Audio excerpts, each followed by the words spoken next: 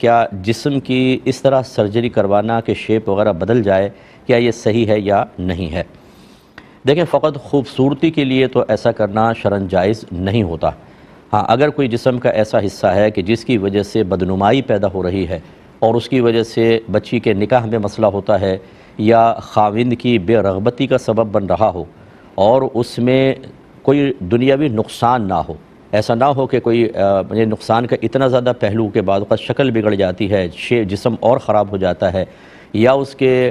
قریب ہی فیوچر میں کچھ ایسے سائیڈ ایفیکٹس ہوں گے کہ پوری زندگی عذاب بن جائے گی، تو پھر اس صورت میں تو چاہے لڑکی کی شادی ہو رہی نہیں ہو رہی،